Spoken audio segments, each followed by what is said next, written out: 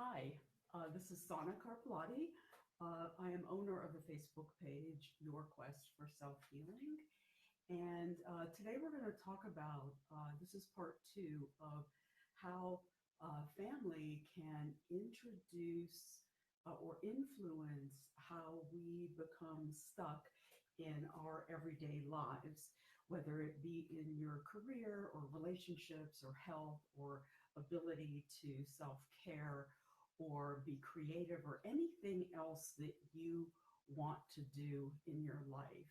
So I just want to quickly review what we talked about in part one, and it's available on my personal page if you want to take a look at that. I think I'm a little bit organized, hard to look at myself, not from a self-esteem perspective, but uh, to keep my conversation linear. So, so I just want to recap a little bit. So, anytime that you feel stuck, you keep in mind that it is a message from the subconscious mind. So, think about it as a landing place where you can maybe you need to rest or to restore or to reevaluate what you're doing or to even reset your steps. So, stuckness is an internal experience that is a belief system that you created and was probably reinforced and supported over time. It can also be because of change, transition, high stress, or trauma from your current life or even your ancestors and what happened in their lives, which I will introduce you today to that concept. So this lack of progress and no movement becomes an internalized conflict between the part of you that's stuck and the part of you that is really wanting something in your life, something new, something different. And it can feel like it's never ending, that that it's permanent and it becomes very painful. And yet there's a part of you that might notice that it feels familiar to you in some way, which if it's a recurring pattern, it can also lead to some a mild to moderate depression or anxiety. Um, so the experience is a felt sense. You might feel it in your body. Okay, you're going to hear it in your language, not only the internal language that you create, but how you talk to other people about the issue. And there's also going to be a cultural language that comes towards you that may or may not support what you're believing. So your beliefs become real to you. And this can become a turning point if you kind of follow some of my suggestions to help you to realize that um, that the experience that you're creating is indeed a part of how you're thinking and what your beliefs are, if you know what they are. Okay, so um, we are all born into a family, and everybody in the family is shaped by events and the lives of other people within the family system. Like here is my family. Whoops. Okay. So this is me, my parents, grandparents, and these are Google images. So I'm hoping that they're not kind of influencing the family tree here, but for the purposes of this design. So everything, things that happen back here, and I'll give you a really good example of that in a few minutes, impact uh, how I hold life, how I take it in, how I process it, and then how I live my life as well. A really quick example here is my mom died suddenly when I was a child, and she was maybe discussed once or twice after her death. So that created a void here, a big hole in my life, which which had very devastating effects on me for a couple of decades. So at some point, in the future, we can talk about childhood grief, especially because I'm going to Camp Erin, which is a bereavement camp this weekend. So I'll have a lot of good information as I come from that. So the story, like within all of our families, is a story, and that story lives within us. So there's patterns, there are lifestyles, language development, um, and all of this are things that we adapt and apply in our lives. And we do this unknowingly. Now, I do want to preface everything that I'm saying today by like this is not a blame thing, and it's not family dysfunctional family or parent bashing. I had a lot of trouble with that when I entered the field of mental health many years ago, where there almost seemed to be um, uh, there was a lot of alienation between parents and children, and I have come to realize the importance and the value of us bonding in a way with our parents no matter what. Now, that doesn't mean that you have to go to lunch or that you have to have a conversation, especially if there's a lot of challenges or difficulties. So the family story, what happened in their lives, lives within us, in ourselves, in how we live. And there's a lot of research right now that's showing that the effects of trauma and struggles, different kinds of love, and how we pattern our lives according to that love, and even successes are passed down from generation to generation. And we can talk more about that in another time. So every family has a unique story, and each individual family member has a certain perception of that story. And there's a whole experience and language that gets developed around our perceptions of this story. So again, there is a lot of early conditioning that happens that we're not even aware of. An example would be like if you think about, like I even think about myself and the dreams that I used to have before I met Paul, who's my husband, and I had my children. So we enter into these relationships with preconceived notions as to how we want it to be, and that early conditioning is really powerful. It lives within us, and it's in our brain, and it's in our cells, and we carry burdens and resiliency as well, and successes and failures that come from and come down through the family system. Oftentimes, what I refer to it as, because a lot of my clients say that I'm a client here, they'll come in with a set of struggles or symptoms that they just can't resolve.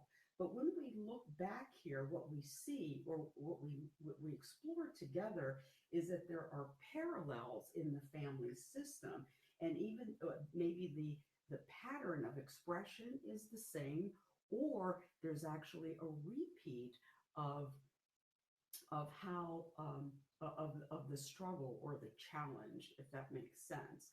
So um, so I believe, and why how I work is a big shift from working through a diagnosis, and this is what made a big change in my life years ago, was that the the pain and the struggle and the stuckness, however you want to refer to it, and the gold or the solution, they coexist. And you have that information within you. And that's what this work facilitates. So, so the important thing to realize, it's easy to look back here and think about the negativity because our brain has a negative bias. But once we are able to step back and take a look at everything from a bigger perspective, what can happen is you start to see that there actually were indeed some good things here that you can choose to hold within yourself. Um, so I'm going to, because we think about trauma and all the struggles that we have in the family, but we don't think about often how we can hold both and allow them to coexist. I want to show you, um, I'll hold this up here. This was a client that I saw about 15 years ago, and I'll call him Jim. He was in his later 30s, and he came in. He was having like a significant depression that he said started when he was 15 years old. So he was stuck in his career as an accountant. He really hated doing that work, and so he had been to therapy. He had been on medications, and nothing could touch this depression. So at that time, we kind of looked into his life, and there really wasn't anything significant. He described a stronger yet uh, distant relationship from his mom, which kind of is what the little dots in the connection are. He described her as being passive, weak, having low energy, and interestingly enough, he described her as being kind of dead and lifeless. Okay, well that's good information. So I go to dad, and so I asked, how would you describe your dad? And he described him as being stoic, very distant. He was also a tax accountant, and that he never said, I love you, or, even cared so much about his day, never went to his baseball games or anything. Okay, so there was a break in the bond here. So then I said, well, tell me about your grandparents. Well, here's the interesting information. Okay, so grandfather shot and killed grandmother, tried to kill himself and survived. So you can imagine, and the biggest piece here, dad was 15 when this happened. And this is the same time that Jim developed his own depression. So what happened here, okay, imagine the shock and the pain that riveted through this family, the shame and the embarrassment and the grief. Well, dad suppressed that pain, okay, and his grief. And it comes up here in Jim's life a generation later.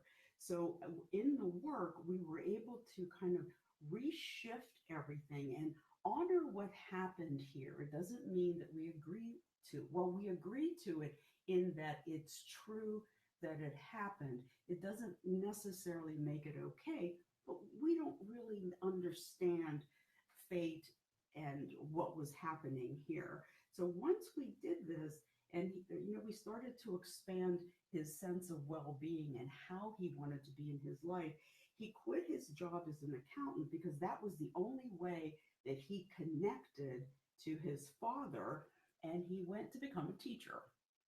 Okay, so this here, you can see what gets suppressed in one generation can come up in another. And the interesting thing is there's a woman, Rachel Yehuda, I think she's at Mount Sinai. But what she discovered is that in looking at Holocaust survivors, for example, that the stress hormones, because of the environmental stress imposed upon them, the stress hormones that they carried in their body for an extraordinary length of time was also found in their children, their grandchildren, and great grandchildren, that predisposed them to having post-traumatic stress.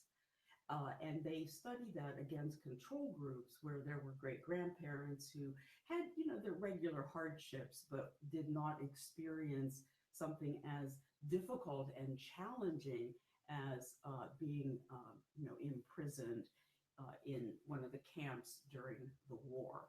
So everything if you think about the subconscious mind as, what lives under the sea, there's a little bit of everything there. So I wrote this down, and I'll put it in a little note underneath this live after we're done. But within uh, the subconscious mind is very powerful, and it contains all of your life. So we love, all kinds of love, and how we're taught to love is there. The significance of bonding, and at some point we'll talk about the greatest fear that we all have as human beings, and that is separation and loss.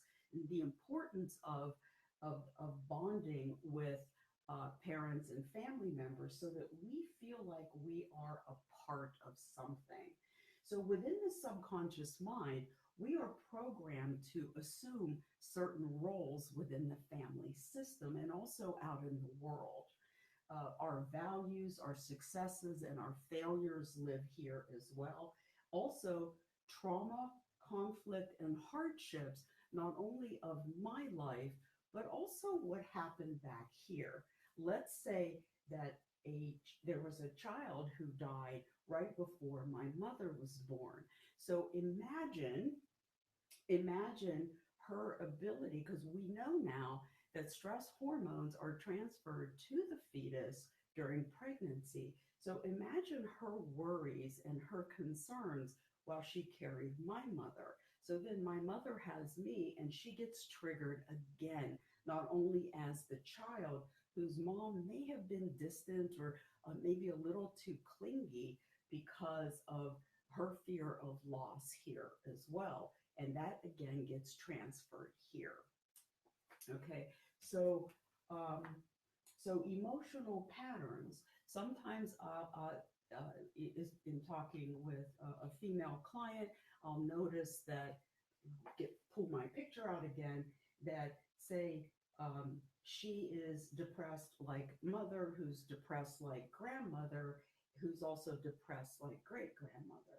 So there are ways to kind of reset this patterning here so that there isn't a bleed down through the system. And so I look at what happened with my dad, and this is a really good example.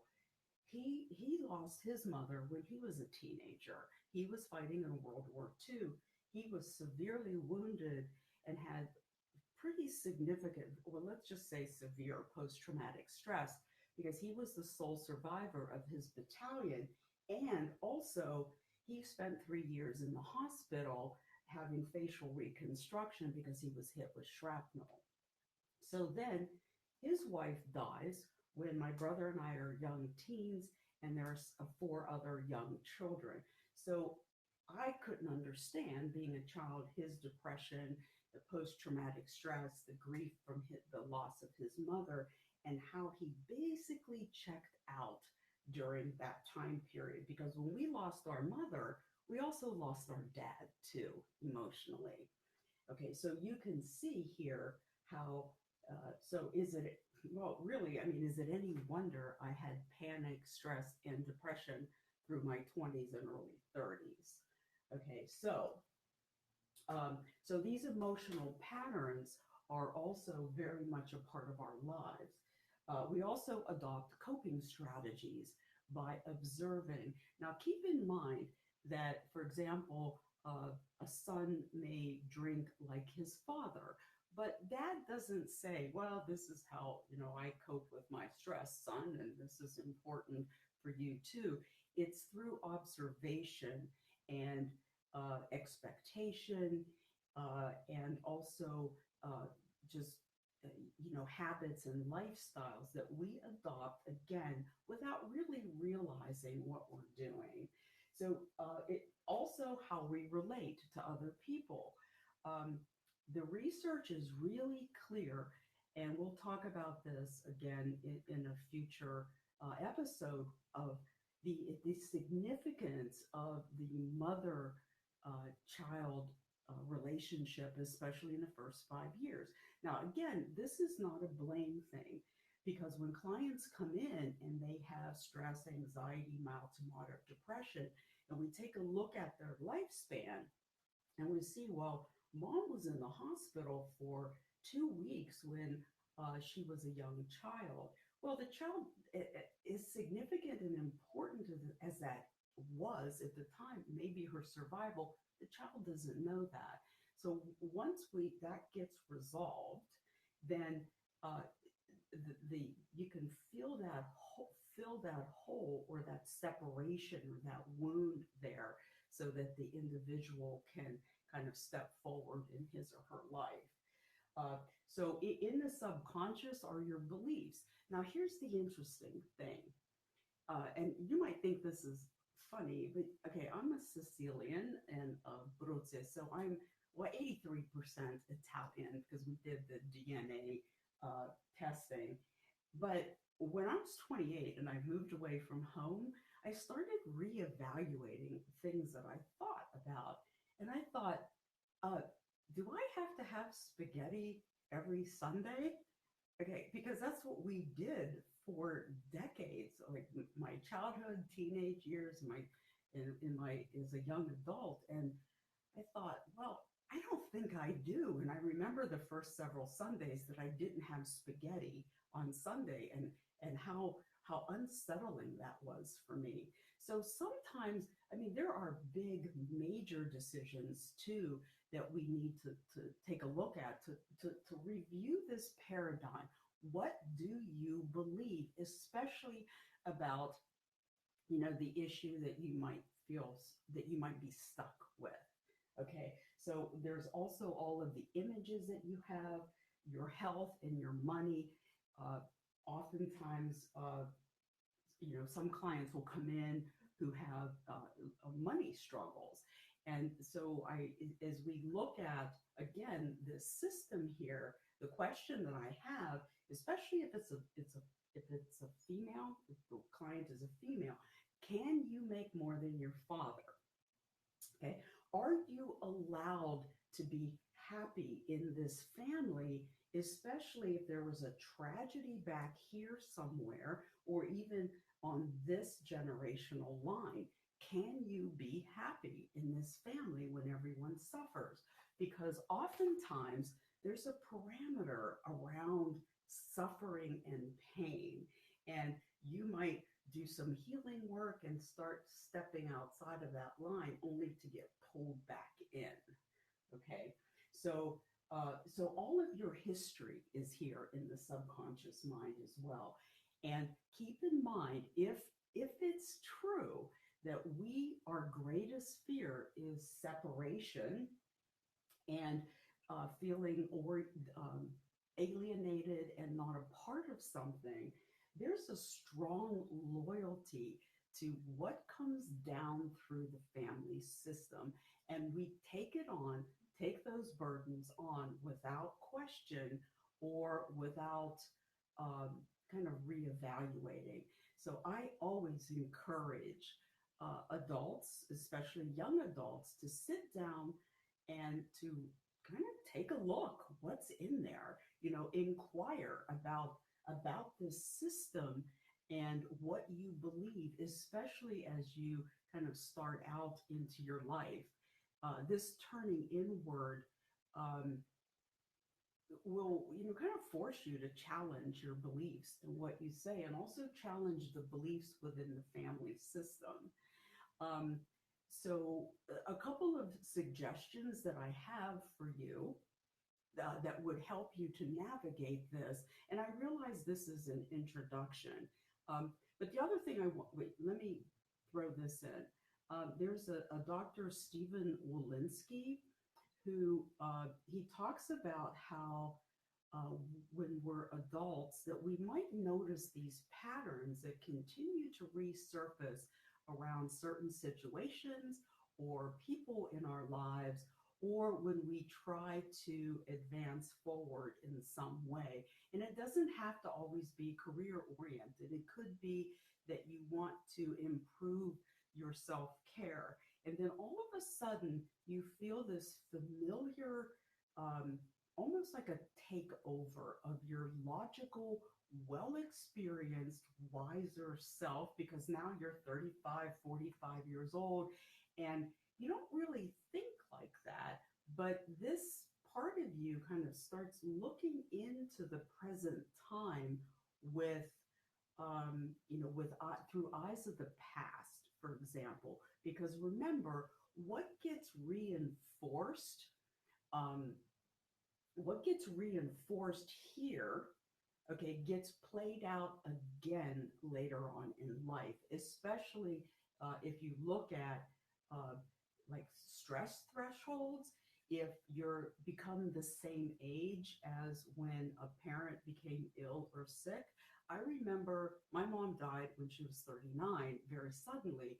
And when I turned that age, I didn't breathe for a year. And uh, I thought when I turned 40, I was so desperately relieved.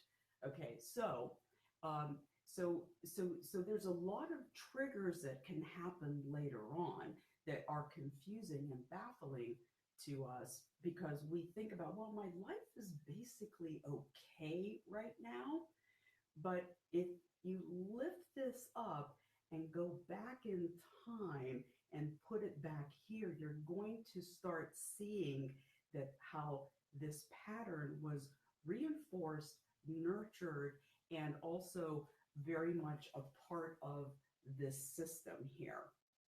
Okay, so you want to start inquiring, what are your beliefs? What do you believe about, especially this aspect of your life where you feel stuck? It could be that this pattern or this emotional experience is is the familiar piece, or it could be a repeat that every time you try to advance in your career, that you sabotage yourself or you do something to not make it happen. So inquiring is really important, where you turn inward and really start challenging yourself. And I have some questions here that that can be helpful to you to think about. So, what value does being stuck have for me? Everything that we do or participate in, or that we agree to participate participate in, serves us in some way. Okay, and it lurks beneath the surface. It may not pop up quickly, especially if there's a big emotional charge around it. But what you can do, there's a couple of posts down on my business page, which is Your Quest for Self Healing. Um, there's a technique here to help you clear your head. And if you just talk out what you're going through here, it explains it on that video, and you can take a look at that. And the more you kind of start moving these obstacles and this language out of the way, you will get the information that you want. So a couple other questions are, what are the benefits and risks if I take one step forward, even if it's a small step? Have I been stuck like this in the past? Is it familiar to me? Okay, is this of value? What value does it have? Because remember, we don't do things that don't have value, but in the subconscious mind, it makes sense. So when you extract it, lift it forward, bring it to consciousness and take a look at it, even a lot of these historic patterns, you don't have to have long-term 10 years of psychoanalysis or anything. Sometimes just acknowledging it will, kind of unfolds kind of an organic release and a solution that presents itself. So you don't have to see me per se. So that's my goal in Your Quest for Self Healing Facebook page. And if you're not on that page, please join me, because that's my goal. I kind of still learning how to do live events. So So again, also taking a look at these parameters in the family. What are the family tensions? And can you be happy? Can you have the career choice that you want in your family? So you want to listen to what you're saying.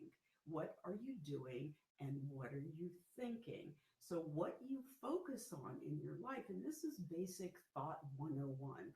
If you focus on the the the the pain, the struggle, the stuckness, that's what you're going to get more of. But if you turn your vision and start inquiring, maybe you do some journaling about it or do some tapping, then you're going to start turning your perspective to give you a broader viewpoint of what the issues are for you personally and also what your next steps could be. So um, so here's a big question. Here's a big thing to look at. And I know I've struggled with this myself, is how much loyalty do you have to the pain and the suffering, the sacrifice, the unhealthy love, and the excuses that you create for yourself? Because remember that all of that can be self-bonding and we can strongly identify to it. And we also might identify to another family member as well, that if dad failed and I fail, and you think, well, why would I want to bond to dad with failure? But keep in mind, the subconscious mind's goal is to keep us connected. Okay, but the good news is that there are many other ways for us to connect with our family members. Okay, um, so sometimes, just acknowledging and negotiating with yourself can work really well with what we did in part one. So I'd like to kind of conclude today, and if anybody has any questions, I'm more than happy to see them on the whatever it's called there and answer them as best as I can. And of course, you are always welcome to email me at sana43 at mac.com.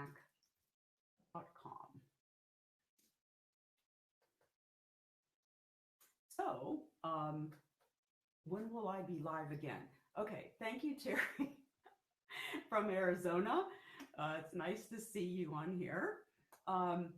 So I am going to Camp Erin this weekend. It's a bereavement camp for kids. And I will be serving as the clinical point person for 120 kids, which means I'm on call 24/7. So I think Monday I'm going to be what they call that, a basket case. I will be sleeping in. So the key here is next week, what I'm thinking, like Wednesday afternoon, I will post when I will do the next event. And my plan is to create an EFT experience for you so that you can get some relief around this area of stuckness. So come ready or be somewhere where you don't mind tapping on some crazy pressure points on your face, because you're going to be totally surprised at how much better you feel really quickly. So, thank you very much, and I am so grateful that all of you have stopped by.